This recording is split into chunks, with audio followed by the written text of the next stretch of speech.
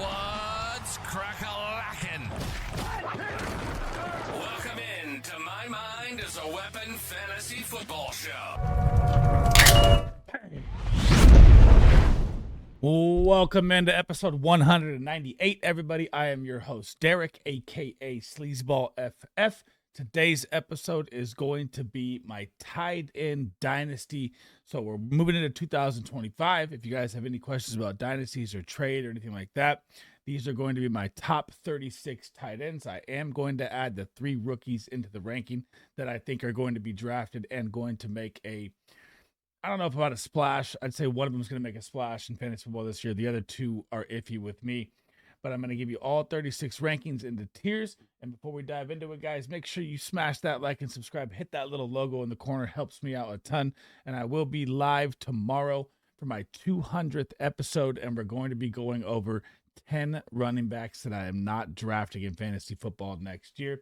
So again, if you guys have any questions about any trades or anything like that, Dynasty, you can drop them in the comments. I'm here to answer any question you guys have.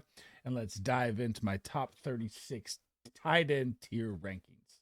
So if you guys are new to the channel, this is my tight end Dynasty board, top 36 baller tier at the top, tier 1, tier 2, tier 3, tier 4, tier 5. We're going to crank through 36 for Dynasty, guys. And remember, age always plays a part in Dynasty, but with the tight end position, it does go a little older. I mean, you can look at Travis Kelce and how long he's going for, right? Not everyone does that. Now, at the bottom here, you're going to see Taysom Hill. I do not have him ranked. I do not think after that gruesome injury heading into age 35, how much he's even going to play next season. So I am going to leave him out here, guys. So starting off with number 1, the absolute steal of fantasy football last year, Brock Bowers. Breaks the rookie reception record, drops 112, almost broke the tight end record with Zach Ertz. He was like 5 away. It was 117. He ended up with 112. And guys, he did this with Desmond Ridder, Gardner Minshew, Aiden O'Connell. I mean, imagine when this guy gets a quarterback. The sky is the limit. I don't like to use generational talent a lot because, you know, everyone uses it. It doesn't really hit.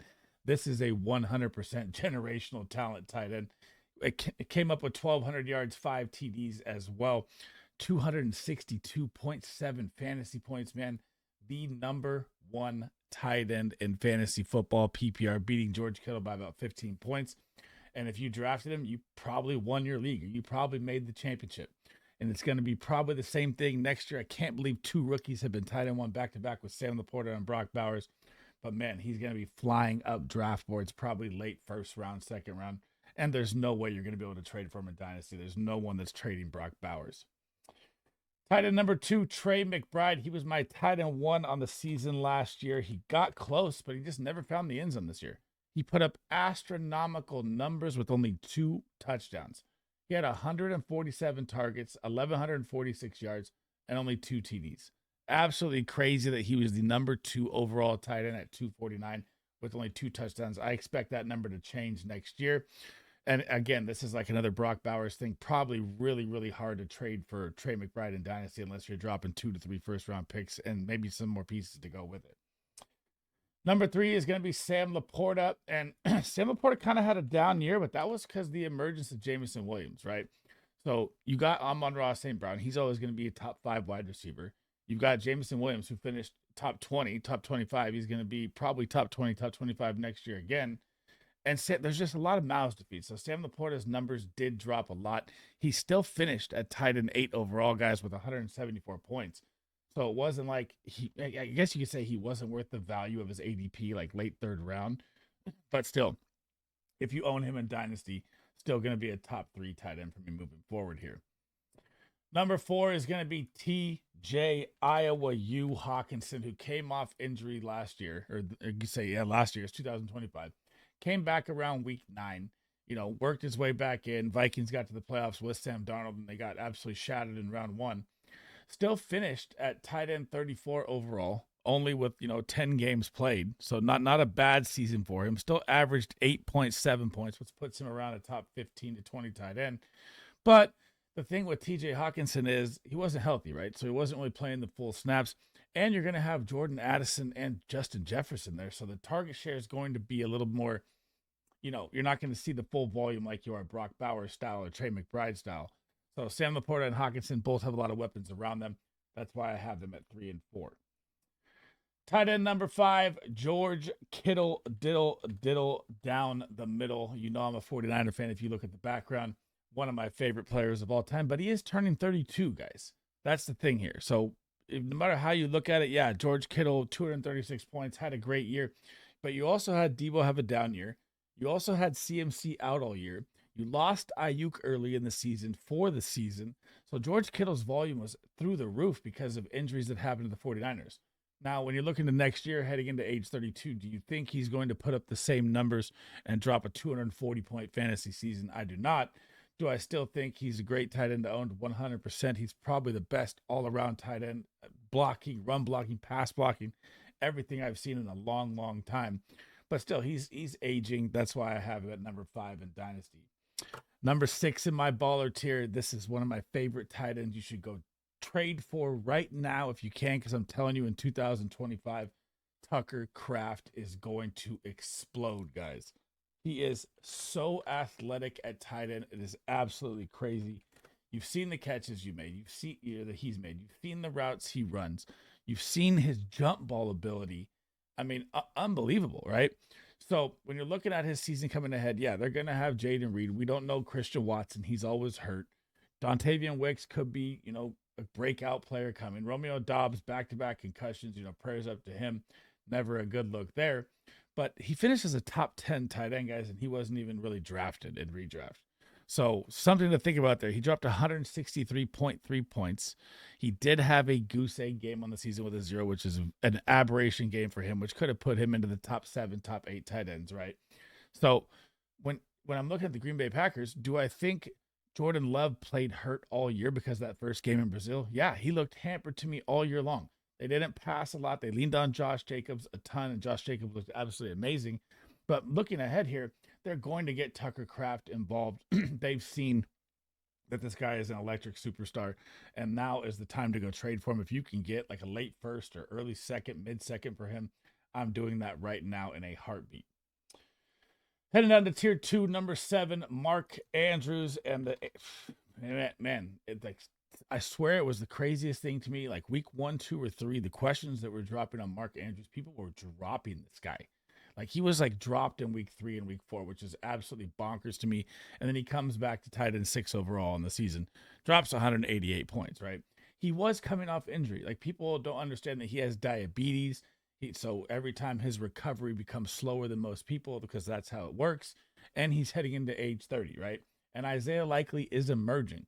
But still, I'm going to hold Mark Andrews if I have a championship competitive team in Dynasty right now for at least 1 to 2 more years here. Tight end number 8 is going to be David Njoku. And I really want to put him higher, man. I love David Njoku's game. He's only 28 years old. But we don't know the quarterback situation in Cleveland. We don't know if they're going to draft a rookie. We don't know if they're going to be holding Deshaun Watson's crazy contract and pay the massive fines that they'll get if they let him go. So there's a lot of things to look at here. But when you see DTR out there, Winston doesn't do as well. Njoku doesn't do as well. When you have Winston out there, he thrives. So I don't know why the Cleveland Browns just don't give Jameis Winston a 1-year contract, see what happens, let it fly. I mean, Jameis Winston didn't look bad. I know they kind of benched him down the stretch because of the quote-unquote injury. I'm not buying that. The Cleveland Browns offense was humming when he was out there, and David Njoku is still a monster piece to own at tight end. Number 9 is going to be Travis Kelce, and we're going to talk about both these at the same time here so I can cover them both because, man, Travis Kelce right now, right? So you could say, my opinion, maybe the greatest tight end career of all time. I'm more of a Gronk fan myself, but Travis Kelce is absolutely amazing, right? I can't argue that. So he's 35 years old. Say they win the Super Bowl this year. Is Travis Kelce really going to be coming back? Maybe one more run. He's got his podcast going, and everything outside of social media, the Swifties, everything. I really believe if they win, he hangs it up. And Noah Gray, I have at 28 right now. So this is all speculation right now, right? So Travis Kelce plays next season. Of course, I'm going to drop Noah Gray down to 28. This is Dynasty also, though. But if Travis Kelce is gone, Noah Gray becomes the tight end, you can move Noah Gray up into the top 13, 14 range because he's even found that connection with Patrick Mahomes. He's had 2 games of 20 points back to back in week 11 and week 12 with back to back 2 or double touchdown games. They're finding a groove. He had 5 TDs on the season as a backup tight end. That's more than some starting tight ends get. So you have to really, really, if he's on your waiver wire, like in a dynasty league right now, you should be snatching up Noah Gray right now for sure, because you're going to be tied to Patrick Mahomes, and they just extended his contract as well. Moving on to number 10 here, it is going to be Dalton Kade, and man, he had a down season for what I thought was coming, right? And it's even kind of scarier to me now because now they have a ton of weapons too. Now they have Keon Coleman. Now they have Amari Cooper. Now they have Khalil Shakir. James Cook out the background. So I know he's seen 7 and 7 targets, coming off the injury in week 14, led the team in targets, but still, he's probably not going to have much 10 target games like you get with like a full Travis Kelce healthy or a Mark Andrews healthy or a Kittle or a Bowers. It's always going to be probably in the 6 to 7 range touchdown dependency. He's still 25 years old. I'm hoping it changes next year. I hope Knox doesn't get as much snap share next year, but you never know. He could be out there 30, 40%, same kind of thing. So I still like owning Dalton Kade. I'm just not trading for him heavy like I was last season, and it was a miss. I mean, you don't hit them all. I'm not going to lie. I was super high on Dalton Kade, like he was going to break out for like a top 3 tight end season, and it just did not happen. I mean, he ended up tied in 30, missed a couple games, missed 4 games with injury. So even if he had those 4 games, he'd still be like a top 20 tight end. So not great from what I expected. And I'm going to try and temper my expectations going into the next season as well. Tight end number 11, Evan Ingram. And this one, he's another one. It's another guy that's kind of aging here. And you have Trevor Lawrence, they gave him his fat payday contract. He's heading into age 31, and he's starting to have those injury problems. So missed 4 games or 5 games out the gates. Then came back, looked great, had a couple, not even a 20-point game on the season, which is unlike Evan Ingram. And then down the stretch, he gets hurt again. So if you own him and you're a contending team, I'm still keeping him. I'm definitely not trying to trade for him unless I'm just completely, decimated at tight end and I need to take a couple shots with some picks to go to the championship because my team's loaded everywhere else. That'd be the only way, because I'm really, really worried about his injury status going forward here because he is getting older. And that's just what happens in the game of football. Here we go. I'm going to get a lot of heat for this one. Number 12 is going to be Kyle Pitts. And I had tweeted and I had said everywhere that I'm out on Kyle Pitts. I'm not drafting Kyle Pitts. I don't want anything to do with Kyle Pitts. But that's probably how most owners think right now that have him. So if you have a chance to go get Kyle Pitts for a mid-second, early third or 2/3, whatever it is, I would do that right now. He's only 24 years old. And with Michael Penix, you saw a little different look for Kyle Pitts. You saw him break 10 fantasy points again on limited snaps. So imagine when he gets out there back to like 70, 80% snaps, which he should be. He was only playing 40% snaps and still got 5 targets and a touchdown with Penix. So very, very interesting shift that's happened with the Atlanta Falcons with Michael Penix coming into quarterback, because Kirk Cousins was such a statue, man. He couldn't even move. It was like 2 seconds sacked or throw it away, right? So you didn't really have time to break.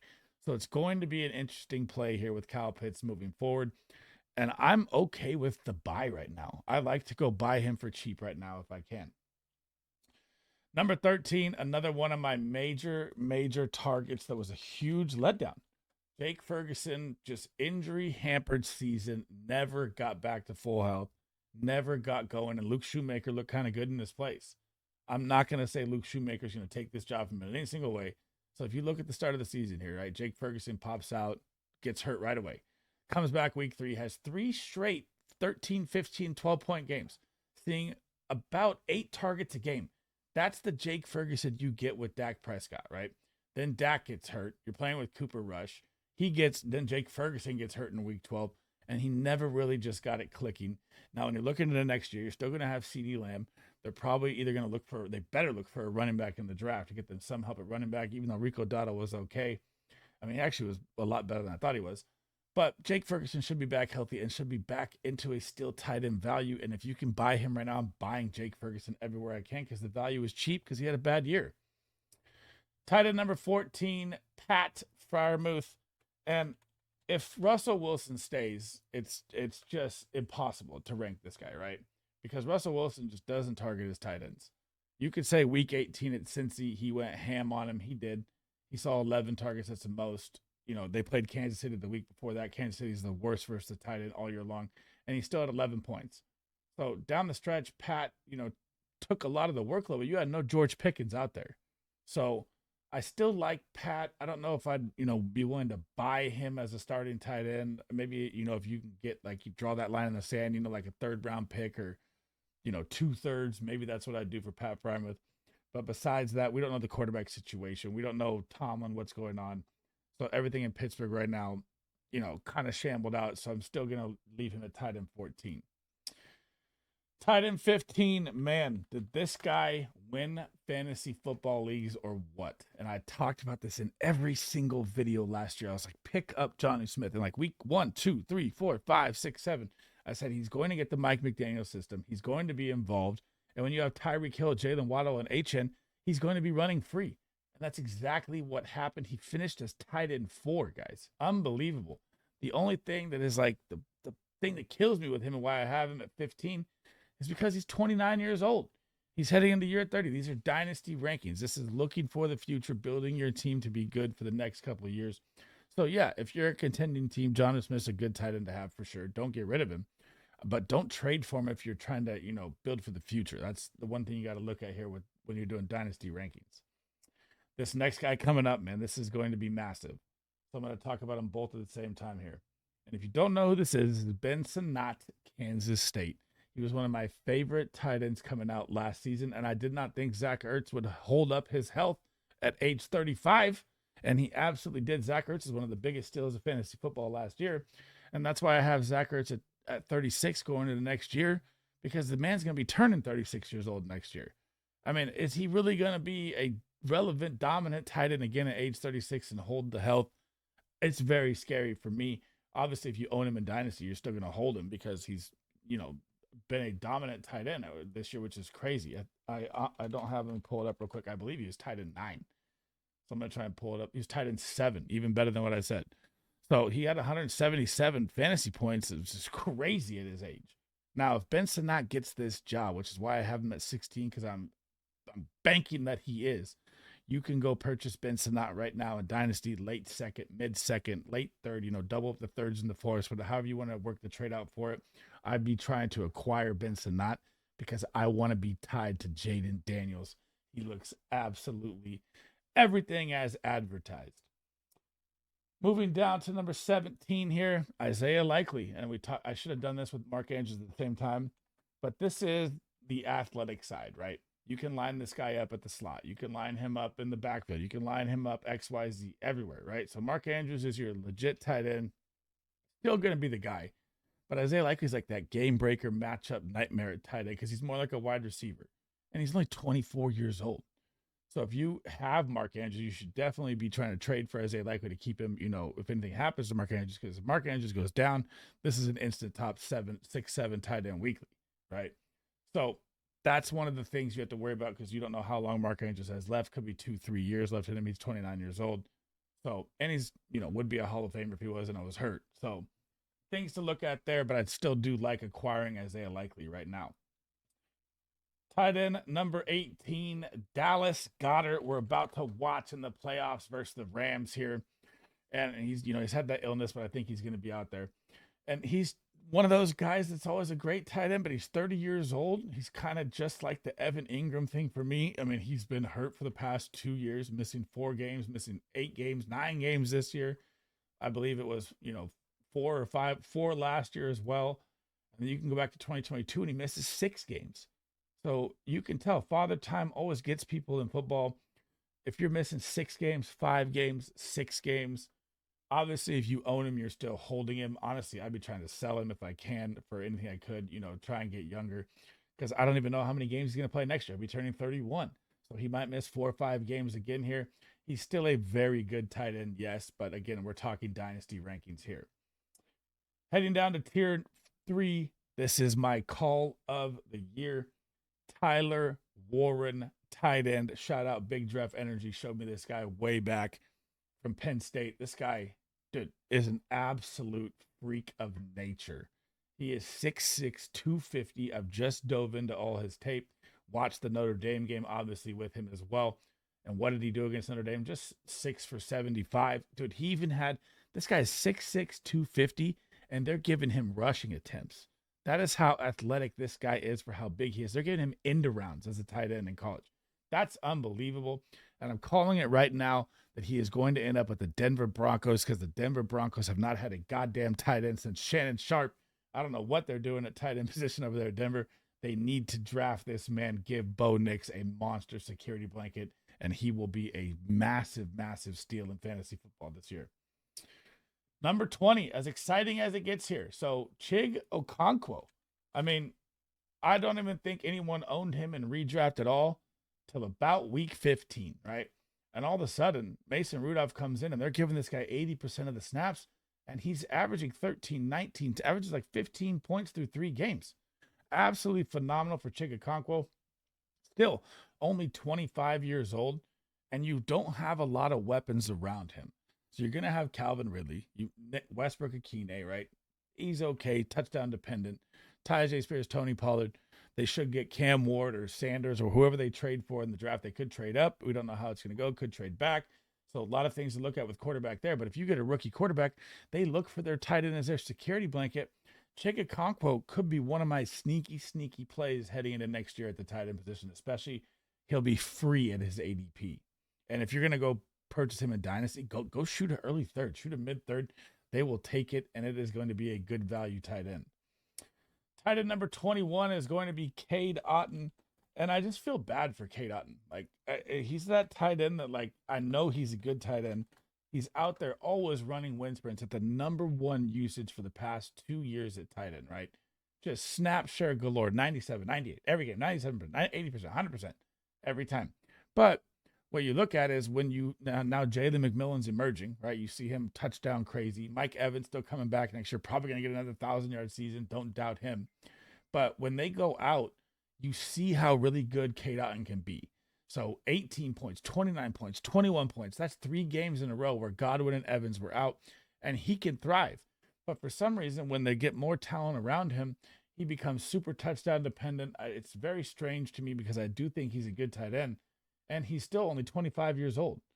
So him and Chig Okano, like, they're that, throw a mid-third, see what happens in your dynasty if you want to. But again, when you have all the weapons, Mike Evans could be aging out too. We don't know how much time he has left. Something to think about looking ahead. But with like all the weapons they have, Cade Otton always falls short when he's not the main guy.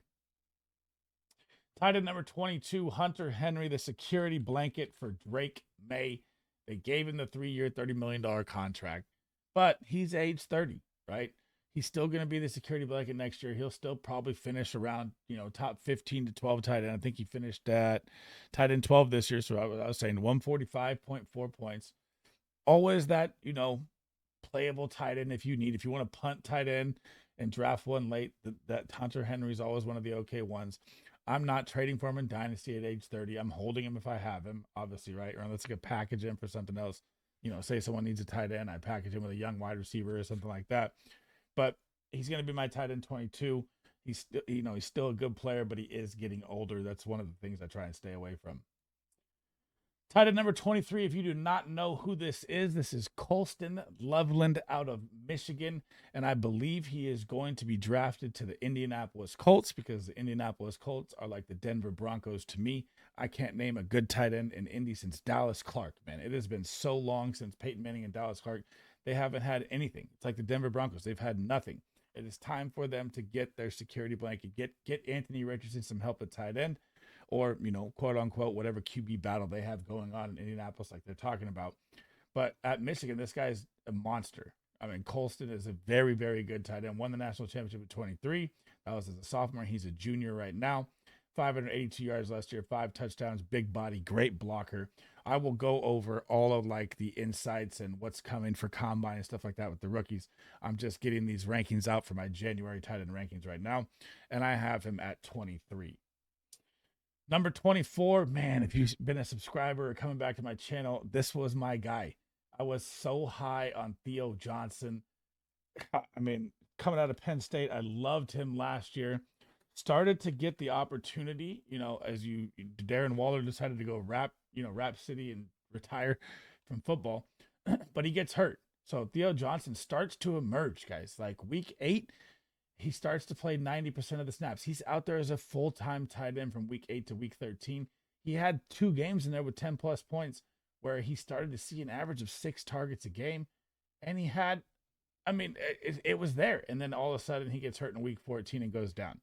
So, and this is with no quarterback play in New York at all, right? This is like when I talk about Malik Neighbors and how good he is, they have no quarterback. They bring in Shedeur Sanders. They get Cam Ward. However the draft goes for the Giants, it is really going to help Theo Johnson because rookie quarterbacks like their security blankets, and he's a second year now. Tight ends in their first year, usually slow start for tight end. Obviously, the last, anomalies of Sam Laporta and Brock Bowers, that's not usually what happens. But if that trend keeps sticking, that'll be crazy. But Theo Johnson, I'm really, really excited to try and trade for him in Dynasty right now if you can as well, because he's only 23 years old as well. Number 25, I loved him out of Texas last year, Tavon Sanders, and he kind of had the same route as Theo Johnson, right? So these guys, he's even younger. He's 21 years old. I like Theo Johnson, or I like Sanders, probably, it depends. I mean, I guess you could rank them ahead of each other. I could rank Jatavion 24 and Theo 25 because of age, that's for sure. But what happened with him is the same thing. About week 8, he starts to get a little more playing time. He's a rookie. He's getting built into the system. Dave Canales, new head coach. Bryce Young coming back to life here too. So Dave Canales really is the QB whisperer.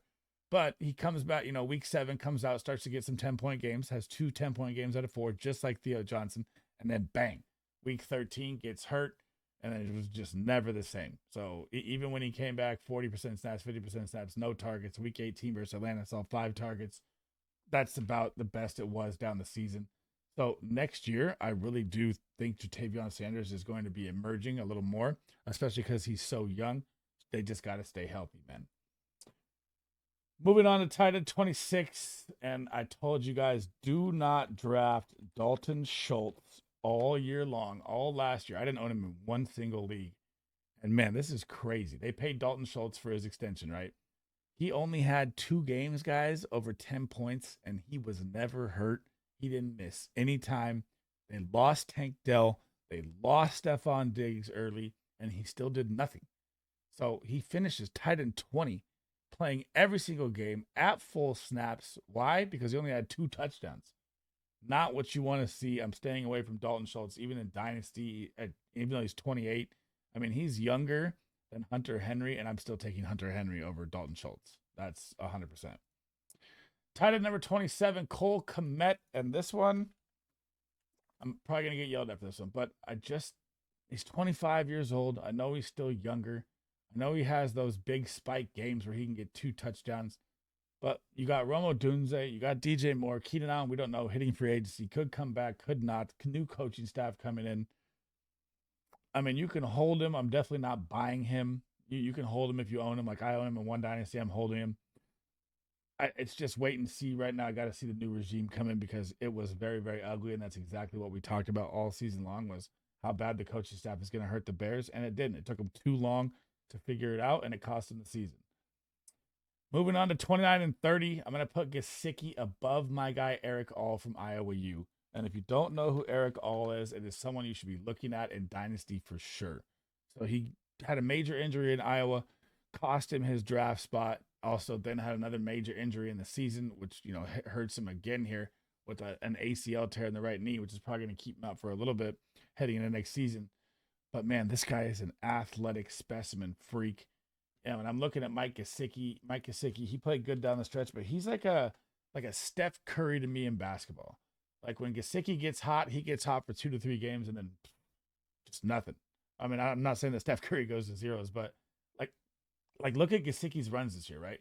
29, 17, then 7-0, 5, 6, 3, then 18 and 15. Like that's what I'm saying. He's like a streak. Once he gets a touchdown, he's gonna pop the next game. We're gonna see volume, and these were like tough matchups. He did it against Pittsburgh and Denver versus tight end. So I don't really want to own Gesicki. He's heading into age 30. If you have him, you can hold him. If you can try and sell him, I would try and sell him. Number 31, heading down to the last tier here, Michael Mayer. So, man, 23 years old, drafted last year as the second best tight end behind Sam Laporta. Some people had him above Sam Laporta. And then they go and get Brock Bowers, who's just an absolute demon. What if they trade Michael Mayer and you own him in Dynasty right now? Like, say, Denver, Indianapolis, a tight end Chargers, a tight end needy team decide to go get Michael Mayer. He's solid. He just is not going to see much playing time with Brock Bowers out there, right? He's always, unless they run 11 personnel and double tight end sets, which you see a little bit of him. And he played 80% snaps one game, got 9 targets one game. Quarterback play has been all over the place. Still an asset to think about in fantasy football because he's only 23 years old and a great prospect. He's just in a bad situation. Number 32, another guy I was trying to make a sleeper call on last year, A.J. Barner. I really liked him coming out of Michigan, and he was 21 years old. Now he turned 22, and I know what I get with Noah Fant. Noah Fant's never. I'm not even gonna rank Noah Fant in my dynasty. Like I'm done with Noah Fant. Like look at the top 36 here. You're not gonna see Noah Fant. And what Seattle figured out down the stretch is when Noah Fant went down, A.J. Barner is a better tight end. And then he started to see more playing time. So week 9, when he goes down, he plays 91% of the snaps and sees 7 targets. And he wasn't doing anything before that in the season, right? Because he's a rookie, learning the system, coming in. He's 21 years old. And then all of a sudden he's playing 84, 85, seeing 5 targets a game. And he got 4 touchdowns as a backup tight end. That's like a Noah Gray status, right? 22 years old. So if A.J. Barner is on your waiver wire in Dynasty, which he could be actually right now, or you can send a 4th round pick or a late 3rd or 5th or whatever you have, go get A.J. Barner because, even though they fired Grubb, which is crazy to me, I loved his game coming out of Michigan, and I do not care about Noah Fant. I'd never drafted that guy. I'm done with him. Number 33, if you do not know who this is another one of my deep dive calls here, Harold Fannon Jr. So out of Bowling Green College. So probably not a lot of people going to know who this is. But you guys have to see this, right? 2024. I know you're in the MAC. I know you're not playing the best competition at Bowling Green. He had 1,555 yards, 10 touchdowns. So you're getting a big body tight end here. I do think he's going to be drafted. I do think if there's any relevancy for like a 3rd tight end in the 2025 draft, it is going to be him. And I would like him to go to the Saints. That is my call for him. Speaking of the Saints, we're going to move right to it. So like I said earlier in the video, we don't know what's going to happen with Taysom Hill. Prayers up to him. The injury was gruesome. He's also turning 35 years old, so he probably could hang it up. There's a lot of quote unquote talk that he's going to retire or be done. And when I look at Juwan Johnson, serviceable tight end, turning 29. He's always hurt as well. So missed 4 games this year. If I go to 2023, missed 5 games early in 2023. 2022, missed 3 more games in 2022. 2021, 4 games there. So they can't get a steady, healthy tight end at all in New Orleans. This is where you need Fannon coming out of Bowling Green. In the last 2 years or 3 years there, he never missed a single game with injury. That is what you got to look for. And I hope he gets drafted by the Saints. I'm really, really liking Harold Fannon right now. Number 35, last but not least here, I already did 36, is Zach Ertz. Because Zach Ertz is so old, but he's still defying father time. And you got Tyler Conklin. He's heading into age 30 here. Now, Tyler Conklin finishes tied in 18 on the year, right? With Aaron Rodgers, with Garrett Wilson, with Devontae Adams. He got kind of hot at the end. He was getting fed by, Aaron Rodgers down the stretch there. 7-8 targets, a couple touchdowns at the end to save his season, give him some points. We don't know who the Jets quarterback is going to be.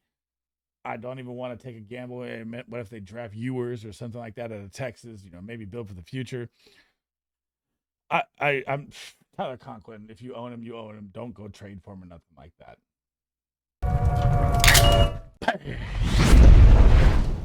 Thanks for rocking with me today. That is the end of the episode. We are 2 episodes away from my 200th episode. So tomorrow I will be dropping my quarterback dynasty rankings, and then my dynasty rankings for January will be done. And then for my 200th episode, I'm going to dive into, and it's going to be the release of my entire schedule for the year as well. So I'll be live every single day, Monday through Friday, 5 to 6 p.m., different topics covering everything fantasy football, covering all the news, everything that's happening as well. And I'll have like a ticker going for all that so you can see all the news that's happening when we're going through the streams. But I'm also when I'm looking at it as well as it's going to be a repetition of a time show. So last year, my shows were all over the place time-wise, different guests, different things. I want to have it down to a repetition. So this is going to be the first episode or first live show that is an episode. So like my other videos last year, I'd record the videos, turn it on for an hour, record it. This one's going to be live with the crowd, integrating with you guys, questions, everything like that for the live video. So it's going to be a new look heading into 2025 for, My Mind is a Weapon fantasy football show. And I'm excited. So I'm just dropping that in there for you guys. Before we head out, guys, make sure you hit that little logo at the bottom, like and subscribe. Help your boy out. Helps me out a ton. You guys were absolutely amazing this year. I started last year with 0. We're almost at 5K subscribers. You guys are unbelievable. The shows were absolutely wild. I cannot wait for the live shows daily. And that's it for me. I hope to catch you guys in the next episode. I will drop my QB again tomorrow. And then Friday, tomorrow, 5 p.m. is the first live show, guys. That's it for me. Sleazeball out. Thank